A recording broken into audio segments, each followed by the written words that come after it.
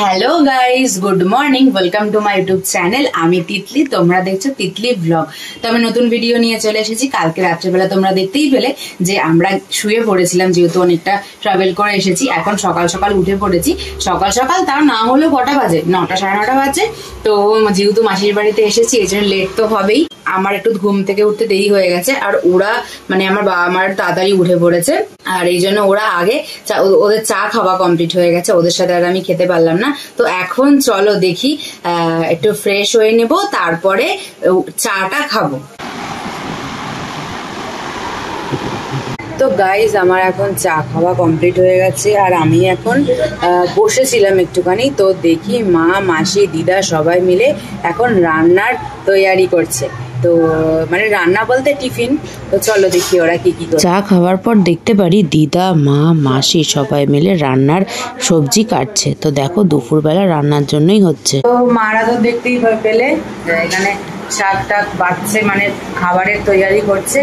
আর বোন আর ভাইও ঘুম থেকে উঠে পড়েছে এখন, আর বোন ভাইয়ের সাথে এখন খেলাধুলা করছে। এই দেখো তিন্নি আর রিভু মিলে খেলছে এখানে। রিভু ঘুম হয়েছে? ঘুম হয়নি? তাহলে ঘুমিয়ে পড়ো।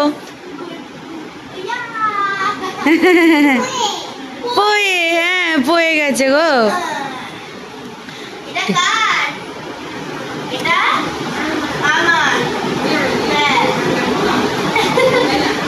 এই দেখো তিন্নি আর রিভু মিলে এখানে খেলছে, আর বাপি শুয়ে আছে। বাপির কালকে শরীরটা ভালো ছিল না, এই জন্য এখন ঠিক আছে। তো এখন শুয়ে আছে। তো ওরা এখন খেলছে এখানে। কি খেলছো রিভু? হ্যাঁ, খেলো খেলো।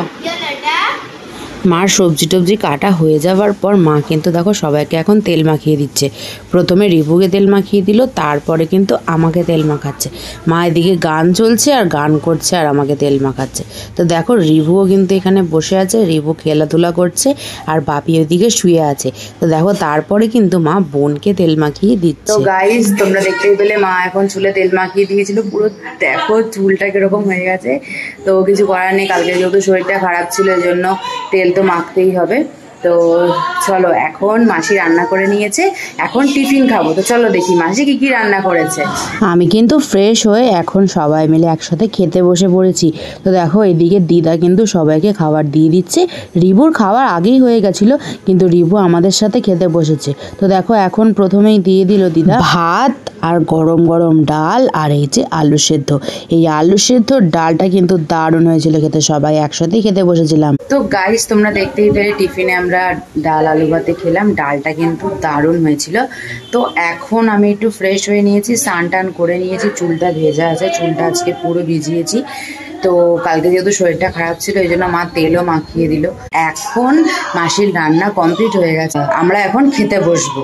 তো চলো দেখি মাসি আজকে কি কি রান্না করেছে। আমার শরীরটা ভালো ছিল না বলে সকালবেলা খেয়ে দিয়ে তারপর শুয়ে পড়েছিলাম, তারপর স্নান টান করে রেডি হয়ে গেছি।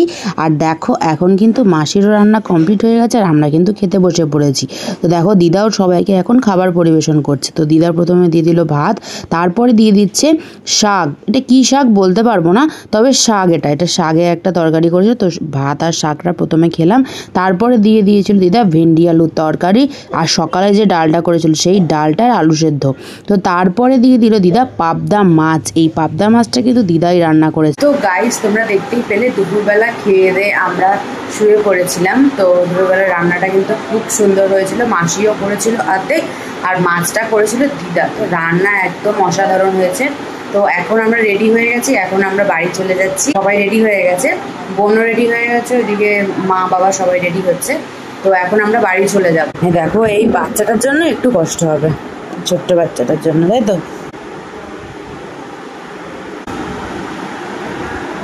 তো এখন আমরা বাড়ি চলে যাব। তো একটু বাচ্চাটার জন্য কষ্ট হচ্ছে। তো ঠিক আছে, চলো সবাই এখন রেডি হচ্ছে, চলো দেখাই। এখানে কিন্তু সবাই রেডি হচ্ছে আর গল্প করছে।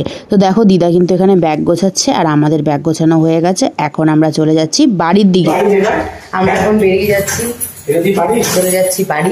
চলো বাড়ি যাওয়া যাক।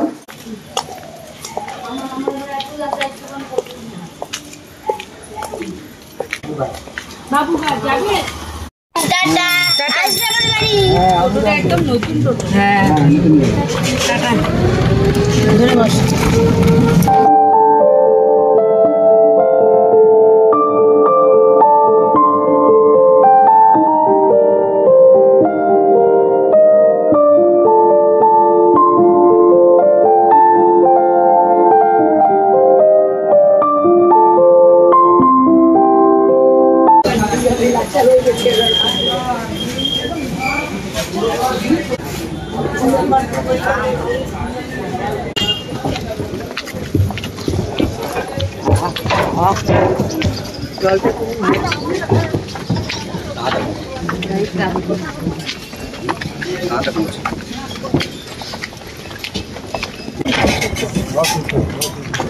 জলটা কি সুন্দর লাগছে দেখতে।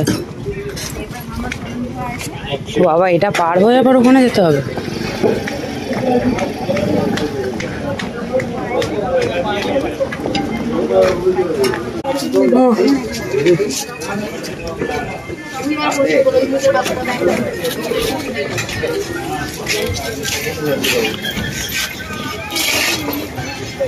মেঘটা দেখেছিস?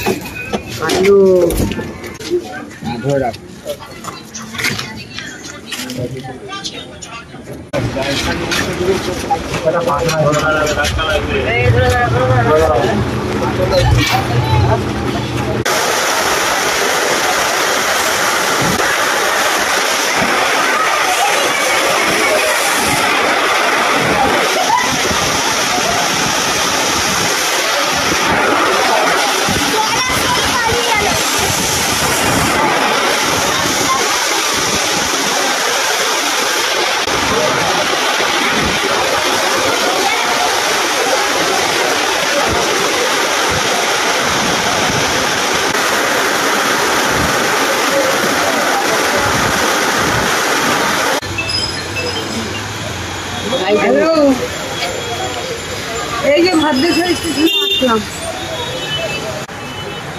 তো গাইস তোমরা দেখতেই পেলে যে রাস্তার মধ্যে যখন আমরা ভদ্রেশ্বর ফেরিঘাটে নেমেছি তখন থেকে বৃষ্টি একদম মুষলধারে পড়ছিল। তো আমরা কোনো রকমে বৃষ্টি যখন থামলো তখন আমরা টোটোতে করে ট্রেনে করে বাড়ি আসার জন্য চলে এলাম, টোটো করে স্টেশনে চলে এলাম। এবার স্টেশনে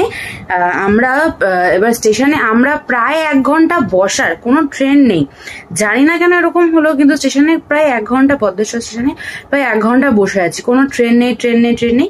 তারপর আলটিমেটলি ব্যান্ডেল লোকাল এলো, তো মানে ব্যান্ডেল হাওড়া লোকাল, তো ওই ট্রেনে উঠলাম, উঠে তারপর এখন বাড়ি চলে এসেছি। এখন এডিট করে শুয়ে পড়বো। তো শরীরটা খুবই টায়ার্ড, যেহেতু অনেকক্ষণ বসে তারপর আমাদের অনেকটা সময় ভদ্রেশ্বর ফেরিঘাটেও লেগে গেছে। তার কারণ হচ্ছে বৃষ্টি পড়ছিল, কি হট করে মুষলধারে বৃষ্টি চলে এলো। তো যাই হোক, আজকের ভিডিও এইটুখানি। ভিডিও ভালো লাগলে অবশ্যই লাইক, কমেন্ট, শেয়ার আর সাবস্ক্রাইব করে দিও। দেখা হচ্ছে নেক্সট ব্লগে, ততক্ষণের জন্য গুড নাইট, টাটা।